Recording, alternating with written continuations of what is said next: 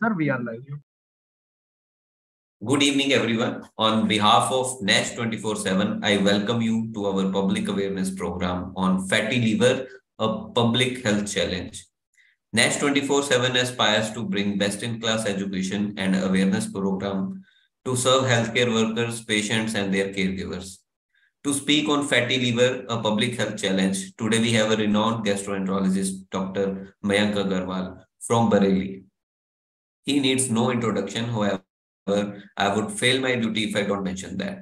Dr. Mayank Agarwal is a leading gastro in Bareilly, providing comprehensive and compassionate care to many patients for various gastrointestinal and liver conditions. He has over a decade of experience building a clinical skill set that allows him to deliver patient-centric care. He is currently practicing at Gastro and Liver Center, Bareilly. So, sir, on International NASH Day, we salute your dedication towards spreading awareness related to liver health. So now I invite you, sir, to enlighten us over the topic. Over to you, sir. Thank you, Lakan, for the nice introduction. So, as we all know, today is the International NASH Day. So, being a special day, we'll discuss regarding what is fatty liver and what is causing sudden surge of this problem in the present scenario and how to deal with it. So, this law was launched in 2018 by Global Liver Institute and is celebrated across the globe on second Thursday of June month. So, what is the main goal of this day is to raise the awareness about NASH, which is non-alcoholic steatohepatitis, and the action people can take to prevent the disease. Theme for 2003 is Step Up for NASH. This year, Global Liver Institute is inviting all to step up for patients, step up for early detection, and step up for advocacy to defeat NASH. Zydus has always been an official partner of Global Liver Institute to do various awareness activities around International NASH Day, and Zydus has been celebrating his 6th International NASH Day on this 2023. So as we know, liver is the second largest organ of human body, being around a total of 1500 grams, with around 5% of which is fat. It is located in your upper right portion of the abdominal cavity on top of the stomach and intestine. And it is a pinkish brown tissue, when it is healthy, it's pinkish brown in color and very soft in consistency and is very vascular tissue. So there are many various functions for the liver. As we can see, it's very important to detoxify the blood. It also is a site for destruction of the old RBCs, which are not fit for function. It also processes various type of nutrients. It regulates the blood composition, both in for factors who are helping in clotting of the blood and for factors who prevent the clotting of the blood. It produces bile, which is an important part in the digestion of the fats and vitamins and proteins, and also produces proteins and cholesterol. It controls around 500 metabolic processes, and it also breaks down various medications and alcohol. So, what is NAFLD? Yeah. So, if you say NAFLD is a abundance of fat in the liver. So, and non-alcoholic fatty liver disease is a condition which fat makes more than 5% of the weight of the liver, and which is not caused by alcohol use. That means the patient doesn't have a history of significant alcohol intake, and which, when left untreated for a prolonged time, can progress to NASH. Being overweight or obese, having type 2 diabetes, or high cholesterol are associated with increased risk of NAFLD. So, what is the prevalence of NAFLD? It's 1 out of 4 people have NAFLD regardless of the weight. More than 6 diabetics and 9 severe obese patients out of 10 have NAFLD. The male gender has been regarded as a risk factor for progression to NASH and fibrosis in patients of NAFLD. So what is the progression of NAFLD? Healthy liver, which then shift over to fatty liver, which progresses to liver fibrosis. As you can see, the initial three stages are somewhat or completely reversible. But as soon as the disease progresses to cirrhosis, there is scarring of the tissue, which destroys the liver cells, and the liver was unable to work properly. That it becomes irreversible. So what is the difference between NAFL and NASH? NAFL is just a plain accumulation of fat in the liver, while NASH is the fat accumulation plus inflammation and sometimes scarring. Fat accumulation is also known as steatosis. Steatosis will lead to inflammation of hepatic cell and is also known as non-alcoholic steatohepatitis, that is NASH. Scarring of liver on benign stage is also known as fibrosis. So, what are the causes of NAFLD? Obesity, it's one of the most predominant cause. Genetic background, type of food intake. If you're consuming more fat or more refined sugars, then lack of physical activity. Some medications also lead to, like steroids and other medications also leads to NAFLD. And metabolic syndrome. It's a patient with metabolic syndrome having diabetes, dyslipidemia, obesity, and all also have more chances of NAFLD. So, obesity and fatty liver disease. Being overweight or obese causes fat to accumulate in the liver, which will lead to obesity increases the amount of fat to contribute more around 5 to 10% of the liver volume. This leads to NASH and scarring of the liver. So what is the score? What is the association between NAFLD and diabetes? There is threefold increased risk of type 2 cirrhosis and increased risk of NASH in diabetic patient.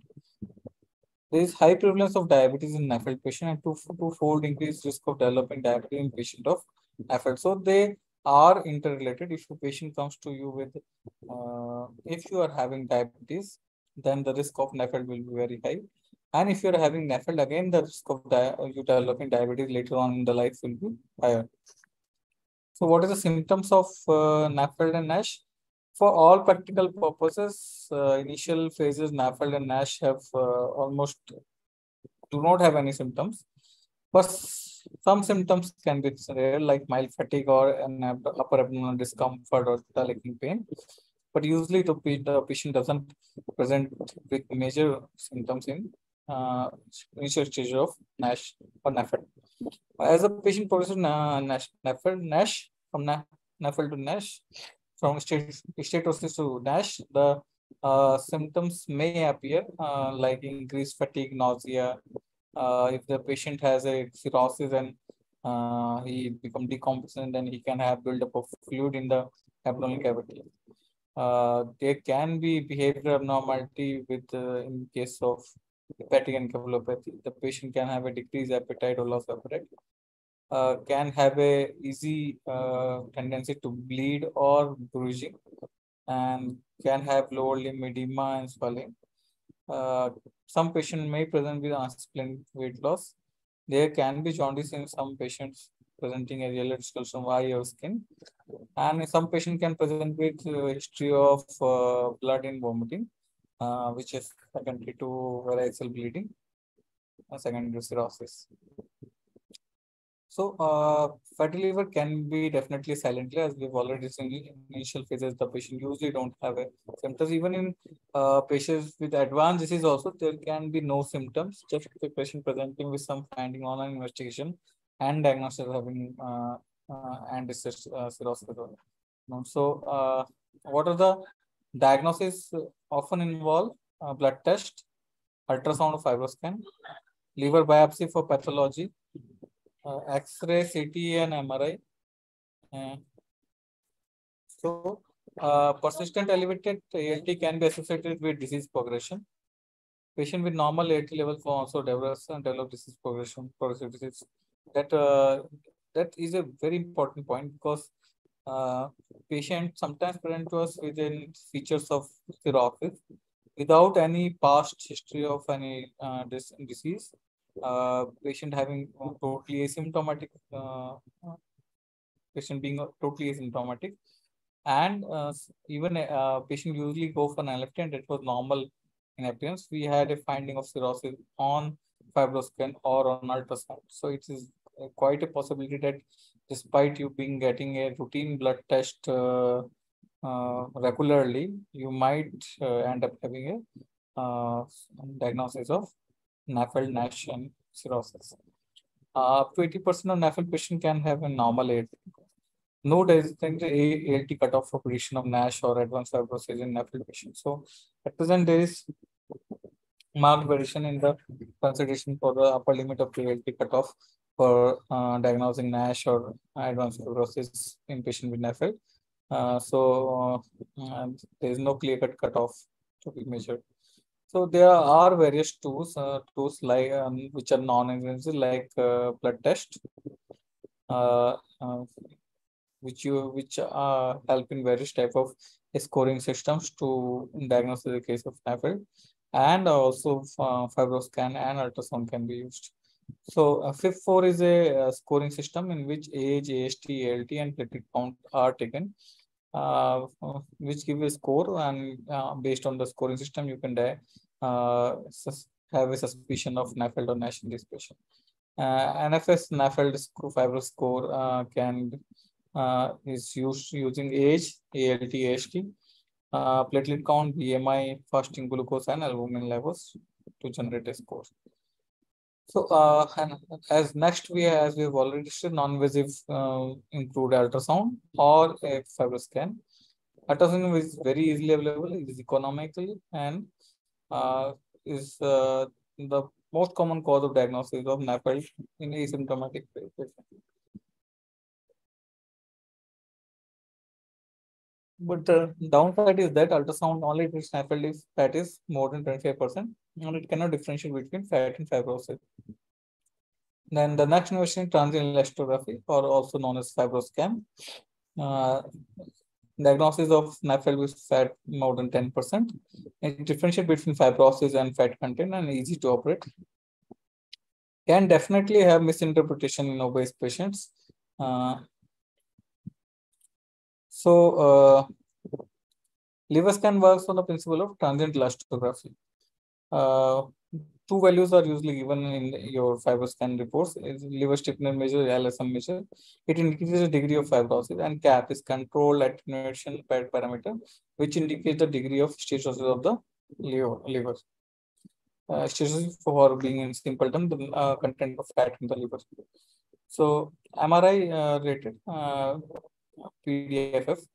It's used in few centers, higher centers, for measuring the level of fibrosis or fat. It's a very good technique, but it's not widely available, and it's very costly to do in routine patients. It is a gold standard to detect the fat content and can measure fat content more than 1%, widely used for liver donor patient, but even not in those patients, usually done for research purpose mainly. So liver biopsy is the gold standard to diagnose NAFLD and NASH, in which a biopsy needle is used to remove a core of tissue from the liver, and which is seen under microscope to determine the level of NAFLD as well as NASH. It is the only standard method, or only foolproof method to diagnose NASH. It helps in ruling out other diseases which can mimic NAFLD or NASH. The downside is the painful. It is a painful procedure, it's an invasive procedure. So have a diagnostic. So the risk associated with the procedure are there. This is individual dependent, and also the chances of misdiagnosis in early stage NAFLD is there. The most best part of the NAFLD is that it's a very slow disease. It takes years to manifest, and it takes years to progress to a stage where it will affect your life. So if a patient comes to you with a diagnosis of fatty liver or NAFLD, most of them will have isolated fatty liver, which might not have any long-term progression or minimum progression of fibrosis, and have no increases of that with the general, compared to general population. Few patients will have fatty liver with mild inflammation. Uh, Possible sampling variability with some risk of progression is there. And on 20-25% patient will have NASH, of which 11% over 15 years will progress to NASH cirrhosis, of which only 7.2% over 6.5 years will progress to SCC, and around 19 to 45% over 7 to 10 years will lead progress to decompensation. So that all NAFLD patients have increased risk of death compared with the population. Can be cardiovascular, malignancy related, or liver related. NASH with fibrosis portends worse prognosis. Fibrosis progression associated with diabetes mellitus, severe insulin resistance, weight gain more than 5 kg, rising ALT or AST levels. So act before it's too late. That's the motto. You always have time before the disease progress to irreversible stage. And as we can already see, the NAFLD is not just a disease of liver, but it is related to increases of cardiac illness, more risk of diabetes, more risk of cerebrovascular events. It's just a group of diseases which are interrelated. So we have, just by acting on one fatty liver, you will be decreasing the progression of many more diseases over the time. So non-alcoholic is more serious form of NAFLD in which you have a scarring of liver, which may lead to cirrhosis or liver cancer. Severe form of NASH or fibrosis, advanced fibrosis is not reversible. So what is treatment? Most important treatment is a lifestyle modification, which includes diet.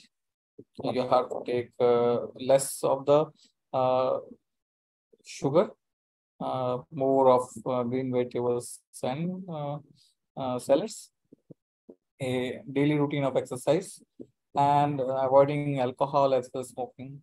Some new medications are there which we use in patients of NAFLD who have progressed to NASH.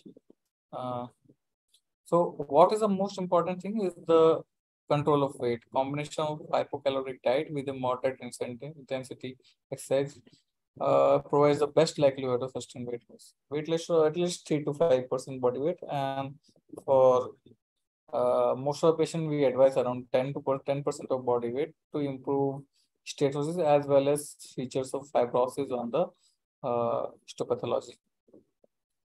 So weight loss of more than 10% will lead to reduction in the fibrosis. Weight loss of more than 7% will lead to NASH resolution 64 to 90%, and weight loss of more than 5% will reduce the ballooning on inflammation, and weight loss of more than 3% will lead to decrease in the steatosis. So weekly you have to take moderate portions of poultry, egg, cheese, and yogurt. Plus often take red meat and sweets. Often twice a week fish and seafood. Everyday based each meal around vegetables, fruits, whole wheat grains, oil, olive oil, beans, nuts, legumes, and seeds, and herbs and spices. Aerobic exercises and nutrition both are important. Aerobic exercise reduces liver fat, maintains healthy weight, and improves cardiovascular conditioning. While resistance exercise reduces liver inflammation, improves glucose absorption and insulin sensitivity, and improves the metabolic parameters with less energy consumption. So when the fatty liver improves, the level of liver becomes normal. So get enough vitamins and minerals, have a regular medical checkup, eat small frequent meals, lower your sugar intake, get enough sleep, and develop an exercise routine, and try to stick around it. Pharmacological approaches, various drugs are used. Most commonly used drugs are two, saroglitazar and vitamin E. Saroglitazar is effective in both NASH with or without fibrosis in both diabetic and non-diabetic patients. Vitamin E is again also effective in NASH with or without fibrosis in non-diabetic adults and pediatric patients. Pioglitazar is another drug which is usually used in diabetic patients in combination with other drugs for management diabetes, as well as can be used in patients of diabetes with fatty liver. So NASH with or without fibrosis in both diabetic and non-diabetic patients.